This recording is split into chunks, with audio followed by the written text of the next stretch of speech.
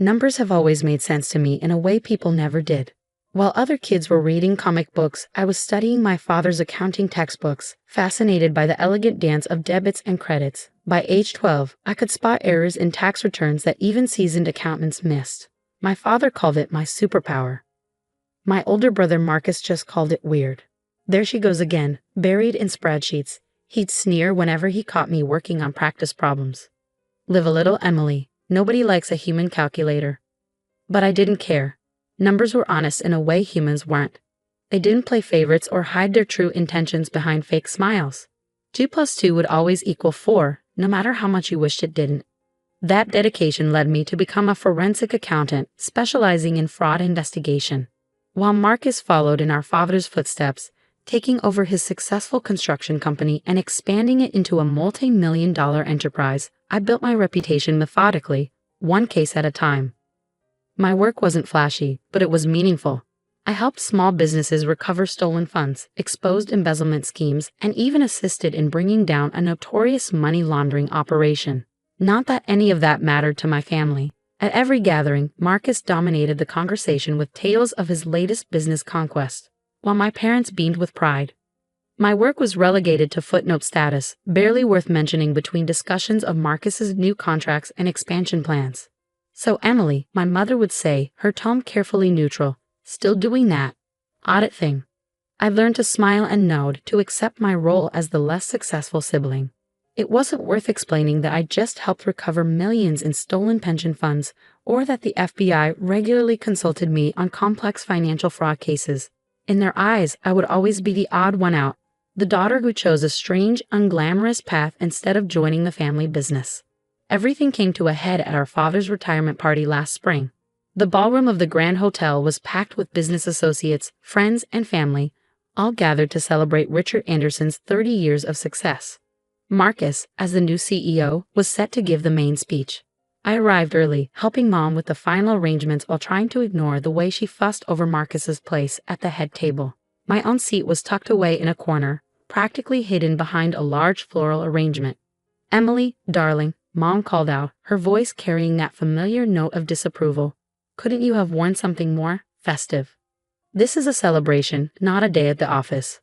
I glanced down at my charcoal gray pantsuit, chosen specifically because I had to head straight to court after the party for a major testimony.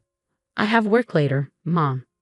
She sighed, that special sigh reserved for my many disappointments. "Of course you do. Heaven forbid you take one day off to properly celebrate your father's retirement." Before I could respond, Marcus swept in, commanding attention in his perfectly tailored Italian suit. "Mom, the place looks amazing." He kissed her cheek, then turned to me with that familiar smirk. "Hey there, little sister." Still rocking the auditor chick, I see. I forced a smile, reminding myself that this was Dad's day. "Hello, Marcus. Congratulations on the new development deal." "Oh, you heard about that?" His surprise seemed genuine. "Didn't think you kept up with actual business news, being so busy with your, what do you call it? Financial forensics." "Forensic accounting," I corrected, even though I knew he was perfectly aware of my job title. "And yes, I do read the business section occasionally." The party progressed predictably. Dad gave an emotional speech about building the company from nothing. Mom cried appropriately. And then it was Marcus's turn at the microphone. He started well enough, talking about our father's legacy and the future of Anderson Construction. But then 3 glasses of champagne in, he went off script. "You know," he said, swaying slightly, "Dad always taught us that success comes from taking risks, from thinking big.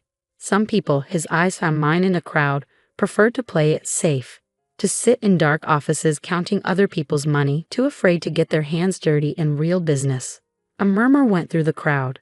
Mom's smile became fixed, while Dad shifted uncomfortably in his seat. "Take my sister Emily, for example," Marcus continued, ignoring Dad's warning look. "She could have been part of something great, could have helped grow the family legacy. Instead, she chose to become a glorified accountant, spending her days nitpicking over receipts and bank statements."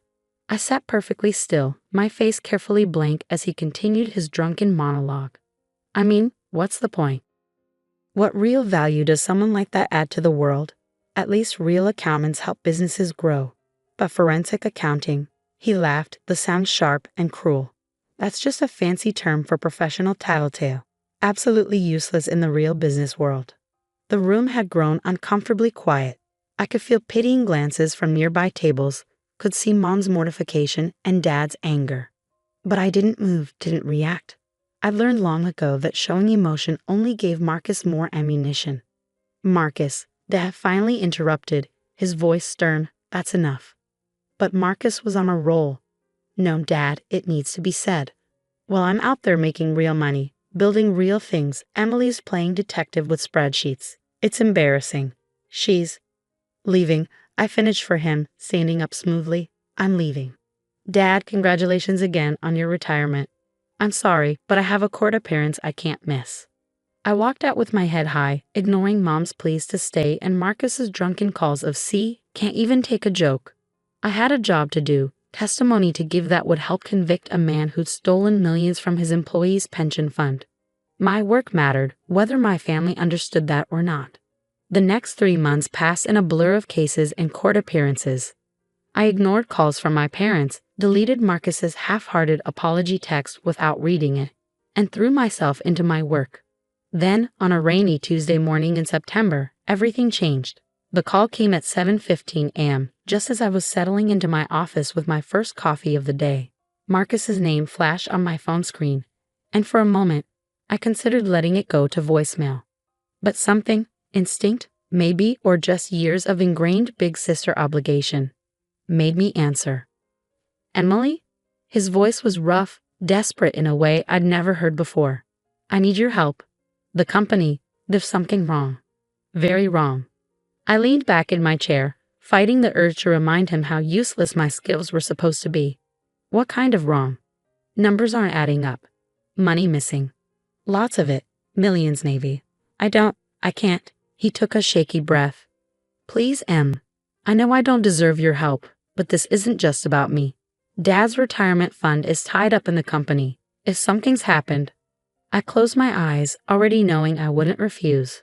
Not with Dad's future at stake. Send me everything you have. Bank statements, transaction records, vendor contracts. Everything from the last 2 years at least. Thank you, he whispered, sounding close to tears. Emily, I cut him off. I'm not doing this for you. I'm doing it for Dad. And Marcus, this isn't free. My usual consulting rate is $500 per hour. There was a long pause before he responded. That's fair. More than fair, considering. I'll clear my schedule for the next few days. Have the documents delivered to my office by noon. I hung up before he could say more, already mentally preparing for what promised to be an intense investigation. Little did I know, I was about to uncover something far bigger and more personal than either of us expected. The documents arrived at exactly 11:58 a.m., 14 boxes of financial records, contracts, and internal memos. Marcus always did have a flair for dramatic timing. I cleared my conference room, ordered lunch, and settled in for what I knew would be a long day. By midnight, I had my first suspicions. By the end of the week, I had proof. And what I found made my blood run cold. The fraud wasn't just extensive, it was elegant. Someone had constructed an intricate web of fake vendors, inflated invoices, and ghost employees, all designed to siphon money from the company so smoothly that even an experienced businessman like Marcus hadn't noticed. But what really caught my attention were the timestamps. This scheme hadn't started 3 months ago or even 6 months ago. It had started exactly 1 year before Dad's retirement. I was staring at a particularly suspicious series of transactions when my office door burst open. Marcus stood there, looking like he hadn't slept in days, his usually immaculate suit wrinkled and loose at the collar. Well, he demanded, dropping into the chair across from me. It's been 5 days, Emily. Tell me you found something. I studied my brother's face carefully. I found a lot of things, Marcus. The question is, how much do you really want to know? He ran a hand through his disheveled hair. What's that supposed to mean? I want to know everything. This is my company we're talking about. Dad's company, I corrected quietly, watching his reaction. At least it was until last year. Something flickered across his face. Guilt? Fear? Before he masked it. Find Dad's company that he'd entrusted to me. Just tell me what you found. I pulled out my tablet and pulled up a spreadsheet. In the past 18 months, approximately $4.3 million has been diverted from Anderson Construction through a sophisticated network of shell companies and fraudulent invoices. Marcus went pale. 4.3 million? That's impossible. How did I not see this? Because it was designed not to be seen, I explained, turning the tablet to show him. Look at these vendor names: Summit Development Solutions, Progressive Building Materials, Elite Construction Resources. They all sound legitimate, don't they? All registered as corporations, all with professional websites and business addresses. He nodded slowly. I recognize some of those names. We've been doing business with them since exactly 1 year before Dad's retirement, I finished. Interesting timing, don't you think? Marcus shifted in his chair. What are you implying? I'm not implying anything yet. I'm stating facts. Fact 1. These companies exist only on paper. Their business addresses are vacant lots or non-existent buildings. Fact 2. All payments to these companies are processed through a complex chain of bank accounts before ultimately ending up in an offshore account in the Cayman Islands. I pulled up another document. Fact 3. The authorization for these vendors came from the CEO's office. Your office, Marcus. He jumped up, face flushed. Now wait just a minute. Are you accusing me of stealing from my home company? No, I said calmly. I'm telling you that someone with high-level access to Anderson Construction has been systematically draining it dry. Someone who knew exactly when Dad was planning to retire. Someone who had the authority to approve new vendors without question. Marcus collapsed back into his chair. This is insane. I wouldn't. There's more, I continued, pulling out a thick stack of papers. Remember Jennifer Chen? His face went blank. Who? Your chief financial officer. The one you hired right after Dad announced his retirement plans. The one whose references were impeccable, whose credentials were stellar, and who, as it turns out, doesn't actually exist. What? Jennifer Chen is a ghost, Marcus. Her credentials are forgeries, her references lead to burner phones, and her social security number belongs to a woman who died in 1984. But she had full access to the company's finances, didn't she? Could approve vendors, process payments, move money between accounts. Marcus was shaking now, his face ashen. Stop. Please, just stop. I need to explain. I sat back, folding my hands on the desk. Yes, I think you do. What followed was a confession that broke my heart, not just for the company or for Dad, but for my brother himself. It started small, he whispered, staring at his hands. Just a few thousand here and there. The company was doing well, and I had debts.